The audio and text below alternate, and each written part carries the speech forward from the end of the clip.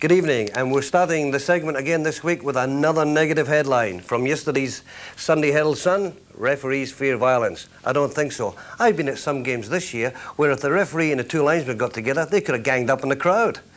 Altona Magic striker Big John Markowski. He's off the Melbourne Knights for the National Soccer League, but there is a problem with this transfer. Melbourne Knights don't want Big Jonesy to play for Altona Magic in the finals. Too near the start of the season, they say. So, Dobbo, I think you should be worried about that one.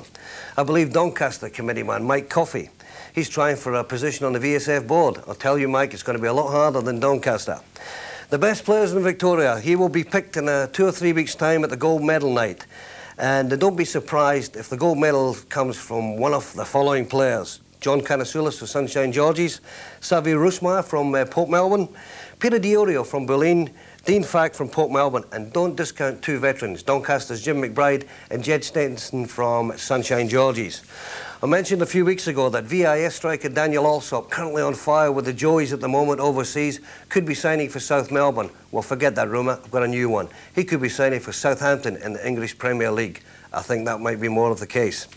Another Premier League club are chasing the services of Melbourne Zebras coach Kenny Murphy, and this time it's Faulkner Blues. Now, if the National League decide to drop the Zebras, I think Kenny Murphy will take the Faulkner Blues job because he has a good association with that club. South Melbourne fullback Kevin Muscat, he could be off to England too. And he's at the moment trialling over there as we speak with Sheffield United. So Kevin, good chance to make the big time. Still on South Melbourne, out is star player Con Boutsianis, and in is Agim Sherifovsky from the Sunshine Georges. You heard it first here on 31. Now, over the last couple of weeks, I've been having a little poke at Green Gully because I believe that they were going to get rid of their president, Charlie Ferrugia, and coach Chris Taylor. So I caught up with them this week at 3UZ, and I asked them, were these rumours fact or fiction? And this is what they had to say. Fiction. And what makes you say that? Well, I say this, that Chris has done a tremendous job for the club these last 2 years.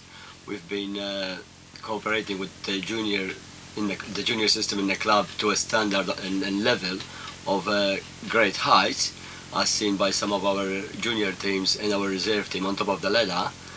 And we don't, as personally speaking, I don't want to see that being broken down next year. So definitely, as far as I'm concerned, Chris Taylor will be the coach of Green Gully next year. It's nice to know you've got the job next year now, rather than wait to the end of the season. Are you uncomfortable with the rumour, or do you feel like you deserve longer? This is your first year with Green Gully, isn't it? Well, second year. Second year. The first year, the plans were to stay in the league with the squad we had.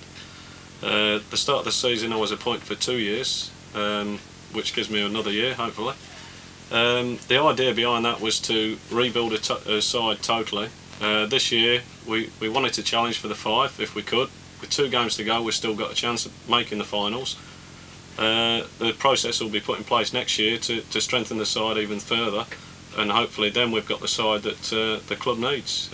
But as far as I'm concerned, everything's falling into place the way it should be. Charlie, do you see these rumours being started by people who see the club as a sleeping giant?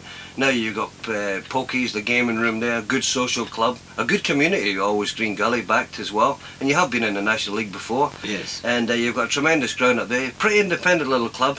Do you see this rumour monger, maybe a mob trying to take over?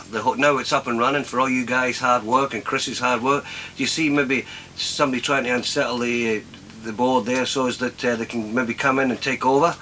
Well, that's definitely what it looks like to me, that somebody is trying to just spread these things around just to unsettle people at the club, and you know, people look at things negatively about the soccer team, the team itself. So, you know, something to pick on. I would say yes, definitely there is something probably outside the club itself, that someone's trying to push on for amalgamation or this or whatever suits them to you know, create a disharmony with the coaches and the committees. Well, I see Chris Taylor as being one of the coaches of the future. I mean, you haven't got to look at your near neighbours, Faulkner, who've got the much-travelled Tony Rosina, good team but doing nothing.